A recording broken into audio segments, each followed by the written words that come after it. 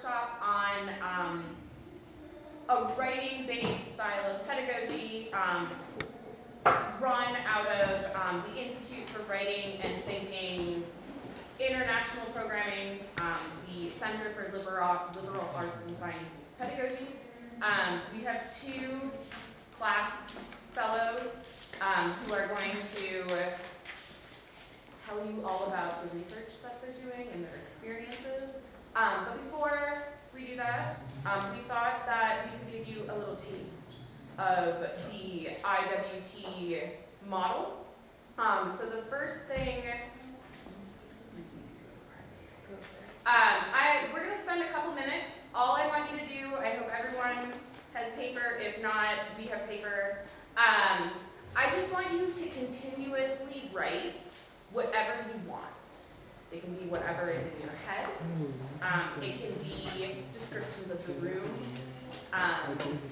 Just get it out on paper. A couple minutes.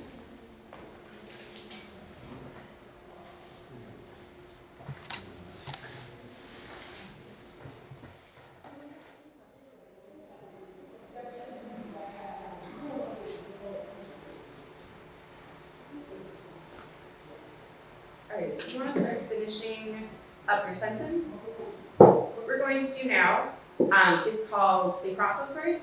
All I want you to do is respond to the question, what did it feel like to write your thoughts in an academic space? So what did it feel like to just be asked to sit and write? What did it feel like? Did you like it? Did you not like it? Did you learn something? So we're just going to sit and we're going to write, answering the question for just a little bit, and then we'll talk together.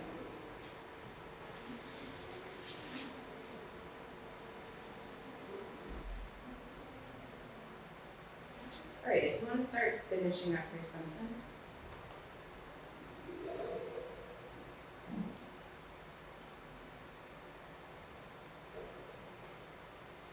And let's have 2 or 3 people just for the sake of time.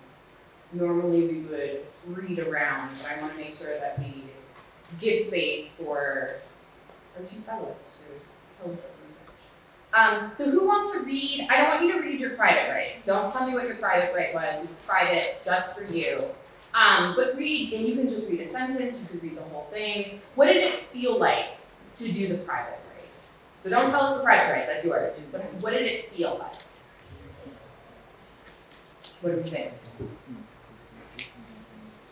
Was it safety? Yeah. Yeah, I wrote that it felt safe and protected, and some inspiration coming through. I don't know whether it's the room or just the aura or just the academic setting. I thought the opposite. I said it was weird because I wanted to write what. I felt like I needed to modify myself. I didn't actually write my thoughts. It was very manufactured. I was still speaking in my academic voice. I still am. Let's get one more person. I'm loving this dichotomy. Okay, well, I think, I said it's overwhelming. I almost did not start. I was concerned about how to go about it and how to structure the thoughts in a way that is good enough. Yeah, and I'm 100% in both of your votes where I get really nervous.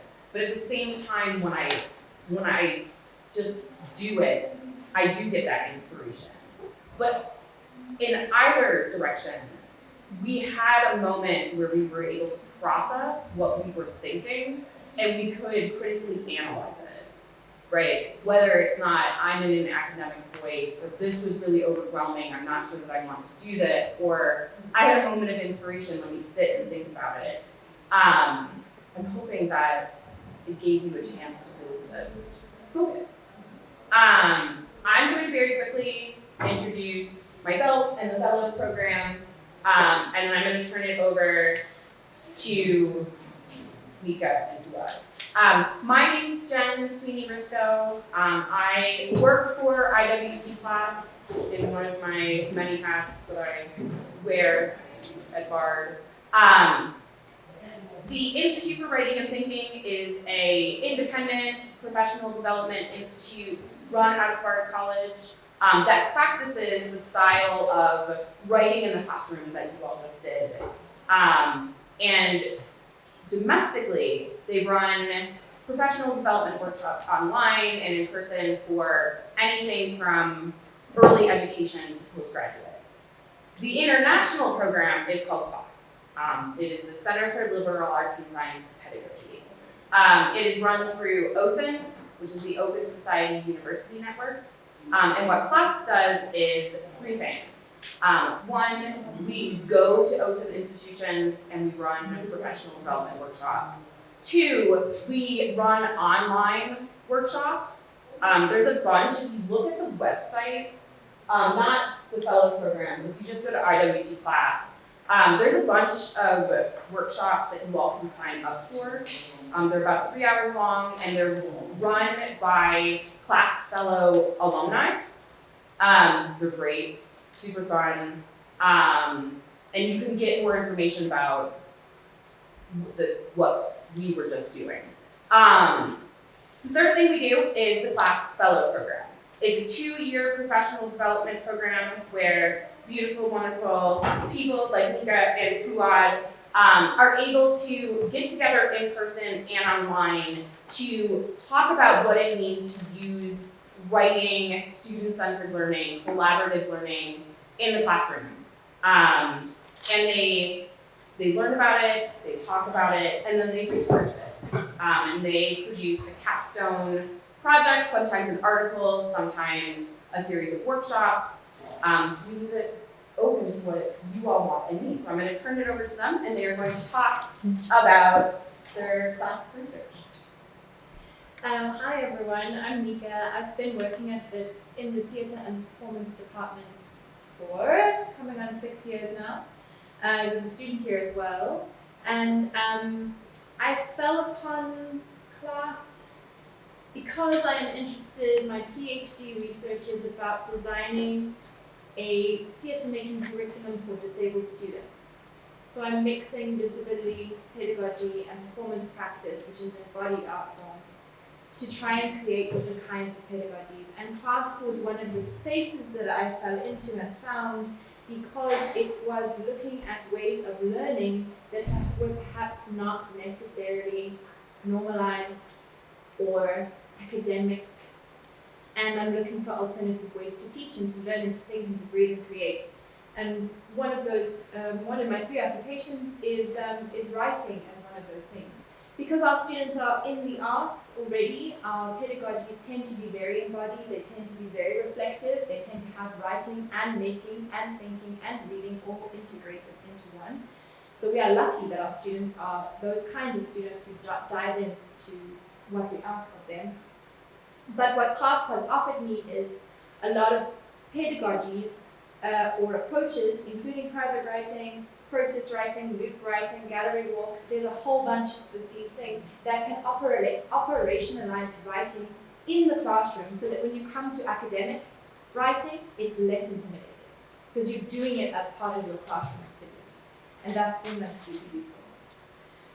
Should I jump into exercises? Okay, so I'm also going to run like a few minutes of exercises piggybacking on Jen. So, let me read you actually my process right from the previous one because it feels like the right kind of segue. So I said, what did it feel like to be asked to write in an academic situation? The academy is so restricting to me. I often feel the pressure of rules and conventions and policies and deadlines. So free writing in this space feels like a rebellion, a silent protest, a creative intervention. Writing like this gives me the ability to link my embodiment and lived experience with knowledge production. And that's really what I'm interested in. So today, the exercise I'm going to take you through starts with the body.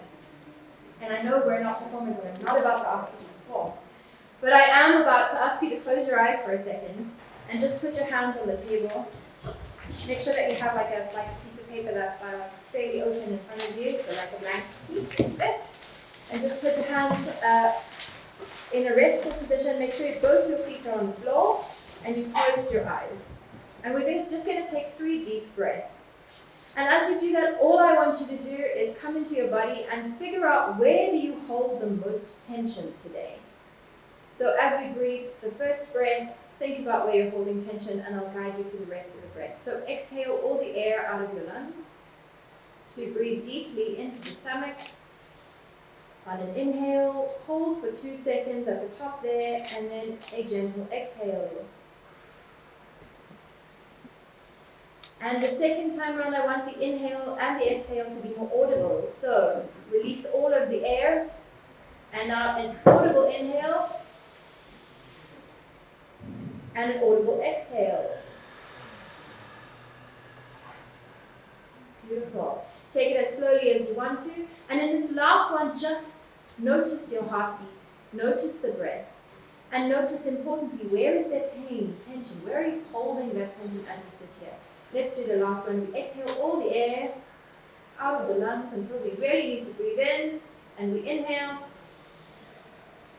And lastly, an audible exhale. And just before you open your eyes, as if you've got colors swimming around your body, bring your awareness to that tension. So for me right now, my tension is definitely in my knees. I have no idea why, but I'm holding a lot of tension there. So my instinct is going to be, cool, let me take that tension and translate it onto the page. Without thinking, grab your pen and draw what that tension looks like for you. It could be a monster, a squiggle, a shape, a line, a series of scratches, whatever it is. Draw what that tension feels like for you that comes from the body. It doesn't have to be a literal representation at all. If it is, that's also fine. You can draw a pair of knees if you're like me, but just draw it, and I'll give you a few seconds to do that.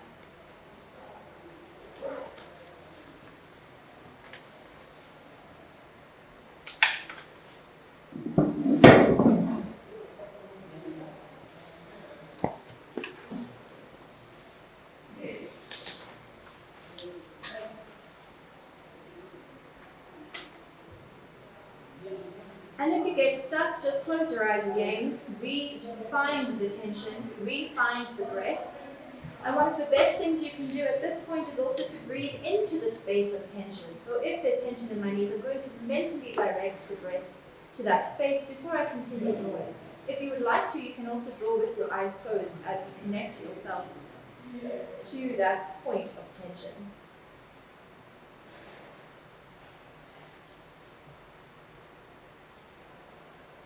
And before you've had much of a chance to reflect on the quality of your drawing, because that's also not what we're doing, we're going to immediately write a reflection on that image. What is that image saying to you? What is it giving to you? You don't have to read it in the context of the tension, but you can if you want to. Just a couple of sentences. What do you think of your own imagery? What is it saying to you? How can you have a conversation with that image?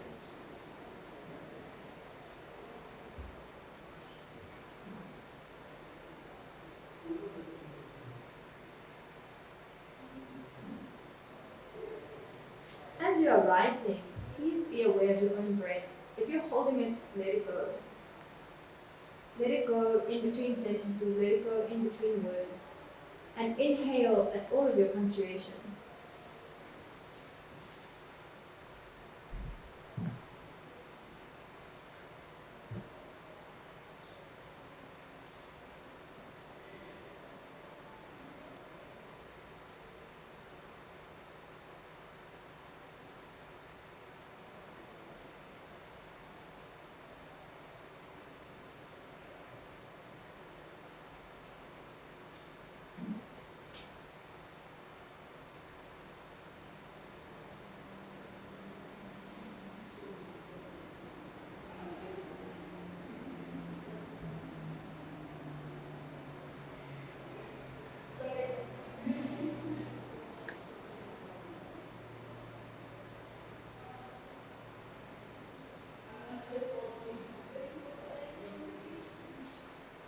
And you can bring your thought or your sentence to a close.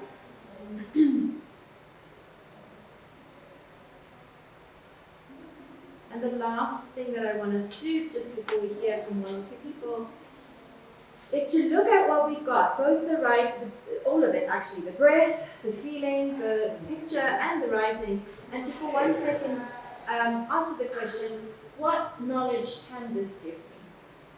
What knowledge can this give me?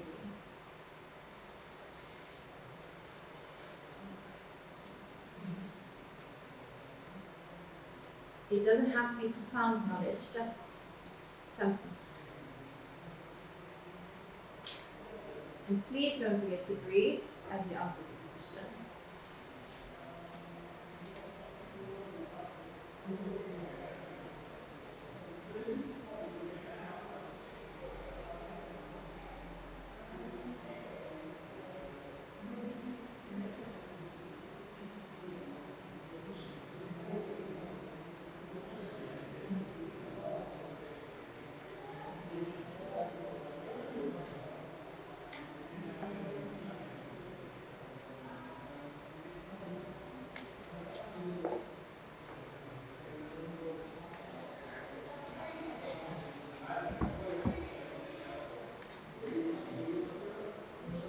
Did you remember to breathe? Okay. Bring your thoughts to a close here. As you sit and wait for others, please exhale.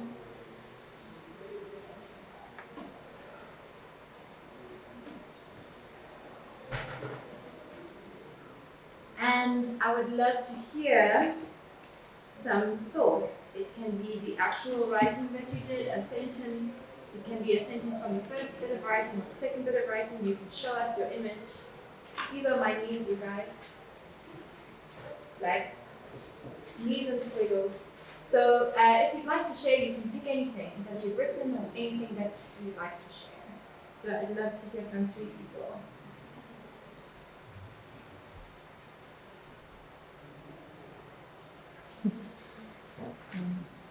All right. I don't. Were people looking at the camera? Anyway, all right. Stand up and release. It's the neck and head. Don't hold against your body. Don't hold. Release, release, and release from the jaw. Breathe from the belly. Release so that deep down from your soles, the chi rises and moves towards the top of your head and pulls, and then. Taking from that, don't forget your body. It's your only vehicle. It can either suppress and redirect energy or enhance it. Thank you.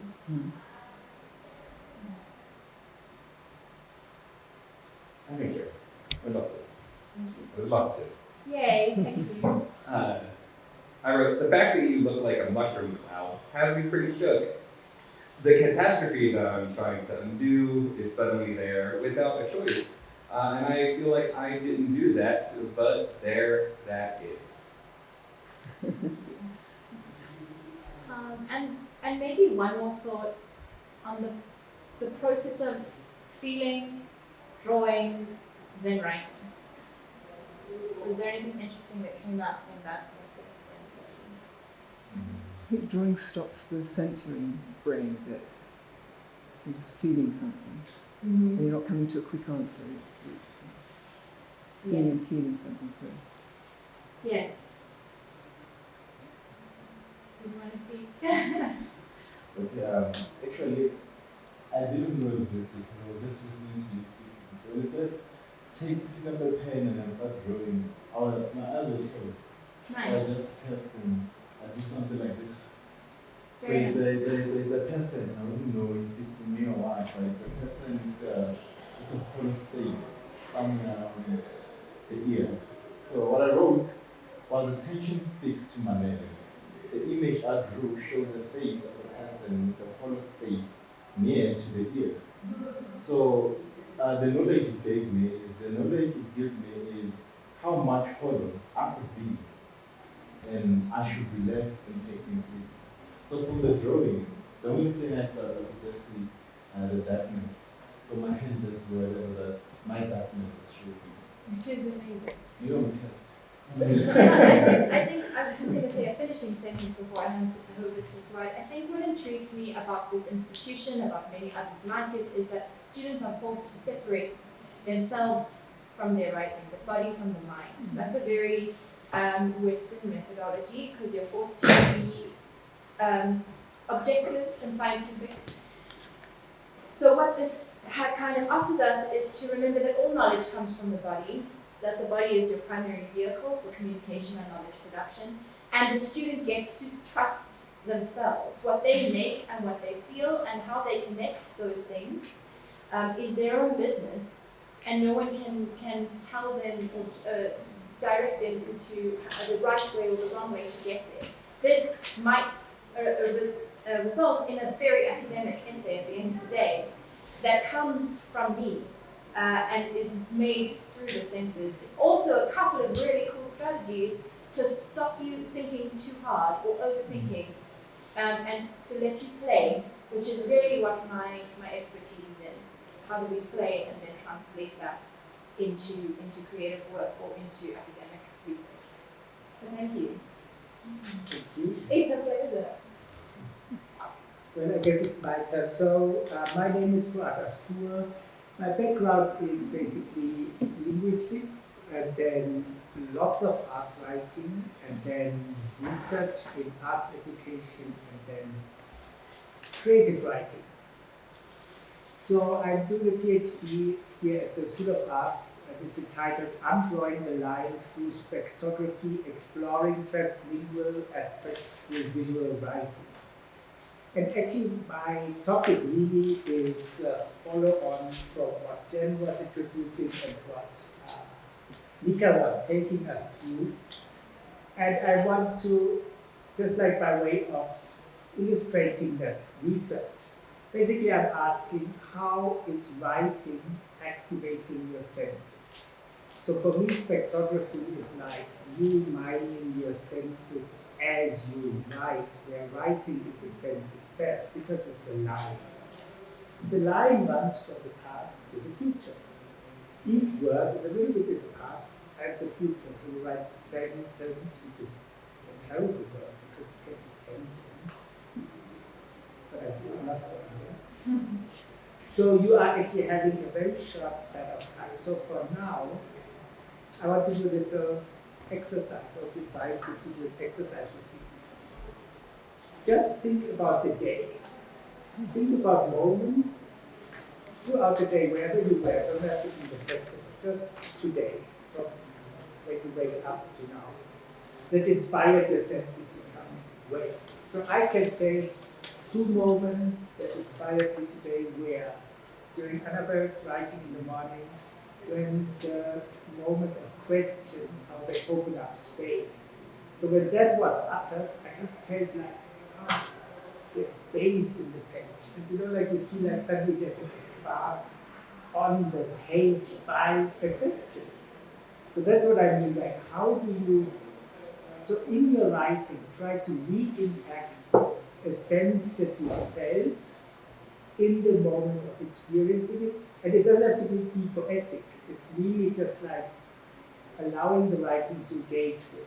And the second moment today for me was Stacey mentioning combat breath.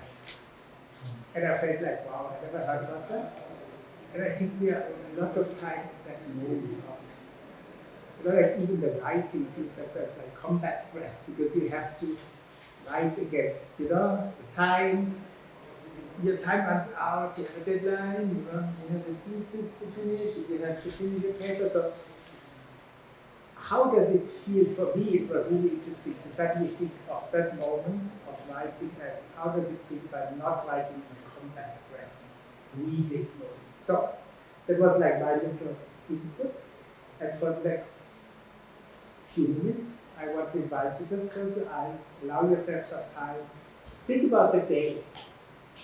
And just feel an impression of any of the senses. You can smell, touch, sound. It can be also the feeling of gravity, of something that was heavy. It can be also memory. We often forget memory is a sense. If you, in one moment, remembered something that triggered something. So allow your senses just to widen. Anything that catches your attention. And as soon as you have like a little inkling of it, just let it run on the page for a few moments. I won't ask you to share, but if you have something to share, it's fine. So it's also a little bit of free writing. And I give you also like 5 minutes.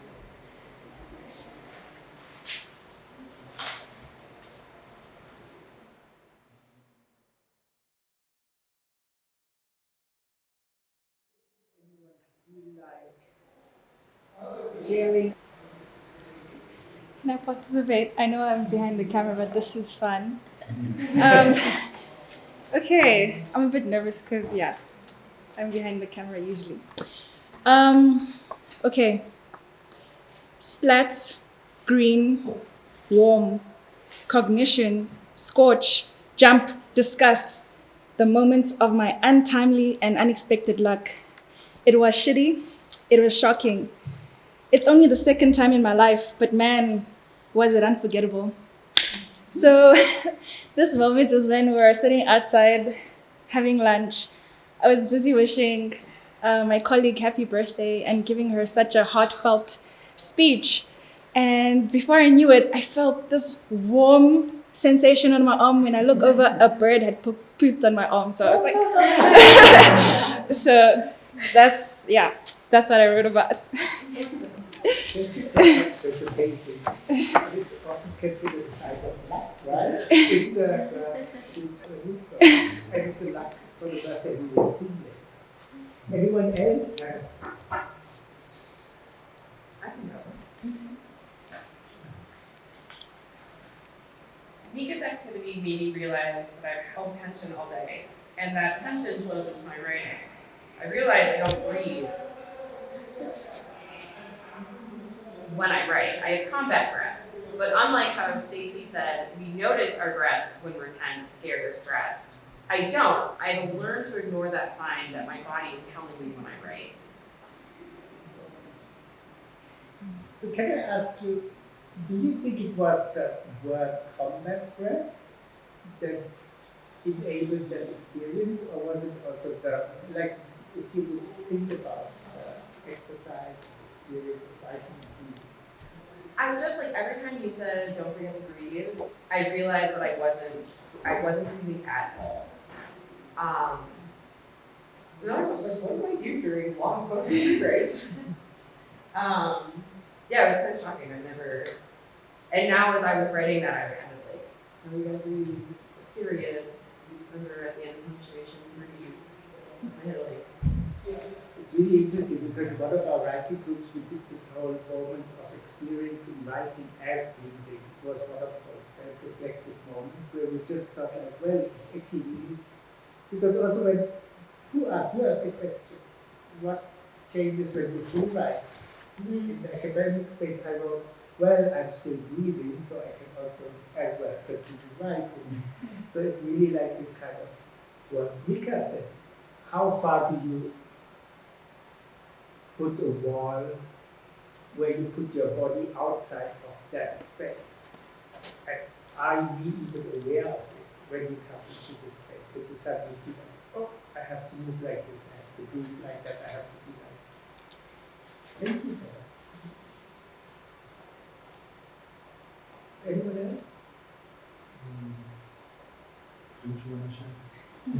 Yes, Why did you tell me you want to share if you don't want to share? Share. Don't you leave me alone. Mine is more upbeat, you know.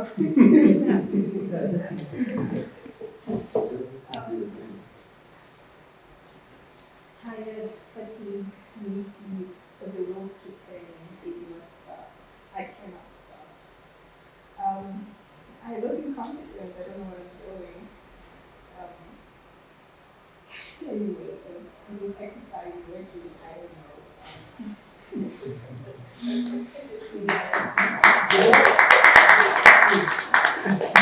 I don't know if anyone wants to respond to you. Yeah, my instinct is to go like most of these things are to free you from the judgment that we place upon ourselves. So my students always say, oh, this is stupid, like I didn't finish the writing, I don't like, no, it's not as upbeat as yours, it's not as this, it's not as that, and actually everything has value. So it's kind of about reframing and not judging. So I really like the point where you're like, is this working? Like, that's another thing of like learning to trust that all writing can lead somewhere. And if it doesn't, that's also chill. Like, it can also just be fun, or releasing, or reminding, or whatever it does, whatever the function is supposed to be at that point. You know, like for me, it really spoke very much to me feeling right now tired, exhausted. Is it working? You know, like, who are we in an academic space to actually say like, no, I can't feel tired or I can't feel exhausted because, or I don't have a fucking clue what's going on. And actually, like the liberation from it, I just remember yesterday we had a discussion where someone wrote about not knowing what to do next. And the writing piece, here by the person behind the camera, was beautiful because it was in the most creative way speaking about the moment where you can't be creative. And then, you know, like just sitting with this experience itself is an experience. And I think we are often taken like sidetracked to appreciate that and to say, yeah, tired, exhausted, is it working? And to just like allow that. I think it's really a moment of learning. Thank you for that. And I also believe every emotion and feeling she mentioned, in it, all of us had a single or twice or all of them, whatever she mentioned, every wave of an emotion, whether fatigue, tiredness, energetic, however, every one of us has a single emotion from her Wits that she said. And I'm sure she explained everything, but am I mistaken? So, thank you for this.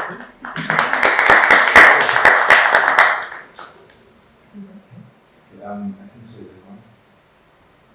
The page flipping and the sound of a pen blowing. The heat from the sun from walking in the morning. The lessons, they filled my memory from different professionals.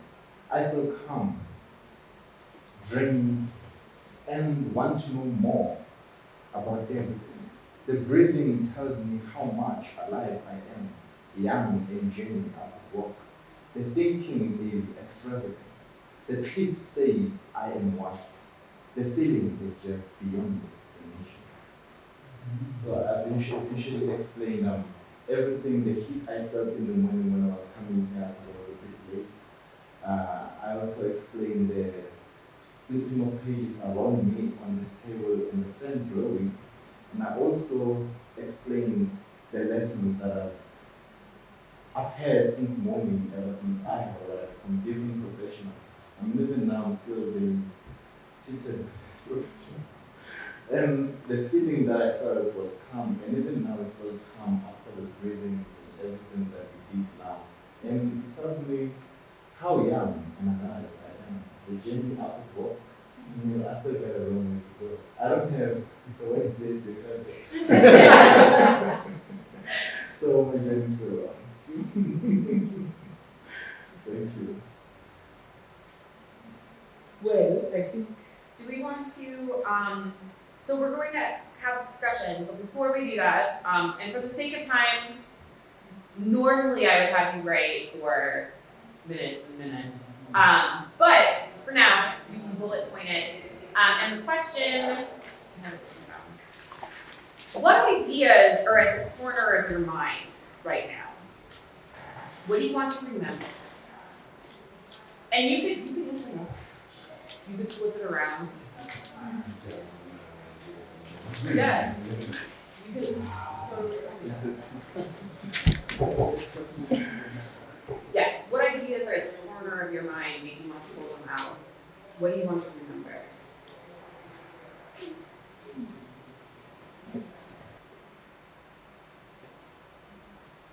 Great. Do you want to finish up your thoughts?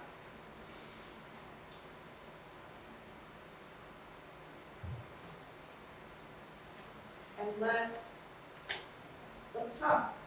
If you want to read what you wrote, I know there wasn't that much time, so if you also want to discuss, perfectly fine too. Normally we try to, I'm not very good at this, force ourselves, including myself, to just read what's on the page so that we get used to hearing our mistakes and we form community that way. but I'm not gonna do that. So what do we think? What do we want to remember? What are you pulling out? Doesn't have to be positive, doesn't have to be negative, just be.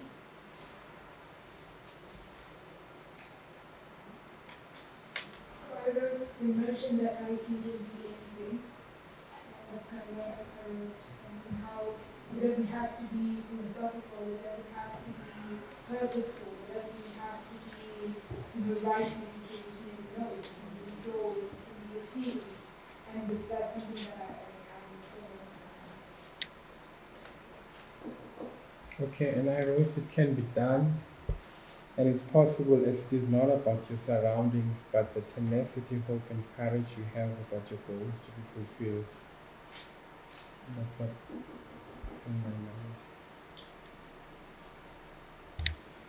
I'm thinking about form, the form of the textual. How can the performing body, whether that be on the stage or through the camera lens, be read in a legible way in or as a form of text?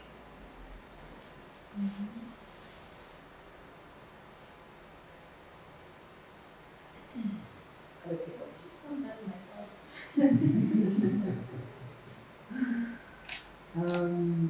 I wrote that here. I want to remember how to do and how to inculcate that in my practice, in writing, and how to remember all those lessons as I continue to write. And what I love about both of your activities is that it's grounded in your discipline, grounded in what I can imagine being a longer like class plan, but at the same time it brings in the self in a way that honors the whole person and it makes it fun. I think what's also interesting is that writing has always been like taught to people as something you've got to learn, and I'm not saying you don't learn it, but it also feels unreachable or exclusive, that it's something you can only master after a certain amount of time and practice and vocabulary and understand. But actually, like, a lot of it is already innate, a lot of it is already natural, a lot of it is already there, so it's just kind of good at giving you the permission to play it out and to stretch it out. Yeah, that's what I really enjoy about the sensory work, is like there's just so much that I perceive the world with, and writing is just one way of the many ways that I can communicate or perceive. So I really like that. Thank you, and I want to also take you to the beginning of the conversation. So when I started this IWT CLASP fellowship, when I hear CLASP, I always think of the clip, the laundry clip. I see the writing on the linen, like floating in the wind. But for me, it's really, I think it was this year only that my perception changed when we started discussing metacognition. That over time, as you write, you realize that as you write, you are not only writing, you are learning constantly. And so metacognition is a 16-syllable word. It's just like becoming aware of yourself as you write. And that's really, I think, the practices we did with you and Derek and Erica was really allowing me in. I knew you write it from the creative writing and from before. You know it from different, but that was really it is really a journey where you start learning yourself in writing. You don't have to be a writer. It's really because people are writing everywhere and all the time. And like what another is saying, it's also like about even your scribbles every day. And allowing those to give that value, because I think when it comes to human beings and mark making, a lot about visual art, people have been always making marks. And drawing in the sand or making, so it's really about us becoming human again. And I think what's so helpful, and I didn't realize this until someone asked me, they were like, how do you get your students to understand that they're learning? And I responded, you just ask them, and you let them write about it. And that process of writing down, like, how am I learning, what am I learning, even just like, what is at the corner of your mind right now, you wouldn't have the time to think about that. And it's just such a simple way of getting all of us, like myself included, to think more fully about how we learn, what we're doing. It's beautiful, I love it. Thank you. Thank you both. And thank you. I loved it. And Thank you. thanks to everyone. And I think we are going to the next. I think so, yes. Yeah, there was one question. Oh, there's one more question. Yes, questions. So there's something that you said about writing as not creating. I think that unconsciously we're all trying to make our mark, but I think that broadening it out to even like squiggles and drawings actually reconnect us perhaps to our ancestors who didn't have the words and all these A, B, C's and stuff like that, but they just had a stick man or that the bushman word. And I think that could be an African take on that because it's just reconnecting with that and allowing writing to be broad to encapsulate even drawing and art making as well. Neka, your activity made that really real, because at least for me, I had a hard time communicating what my image was. But the image did things that the writing couldn't. It's just also because we also work with a lot of bilingual students who struggle with English as a primary form of communication. And the academy has not responded in a way where they can write in their first language if they wish to. So I really believe in drawing because it does something that spoken language doesn't. So I always get my students to go back to drawing if we get stuck with the writing, and then come back and have a conversation and get up and move and breathe and do something and exercise and then come back, so that it's a constant switching of modalities and you don't have to get stuck in one and then feel like you can't do it. Well, thank you. I think we are closing. Just a sharp reminder, so if you want to continue the conversation, the writing program has a Basi page where you can self-enroll, you can get all the information about it, you can engage in writing groups, consultations, different parts of the program. And if you want more of this, this is the fellowship page, but you go to IWT CLASP, just Google it. You can sign up for workshops, and you can see what other graduates of the program are up to. There's some really big ones coming up. Highly recommend. Thank you.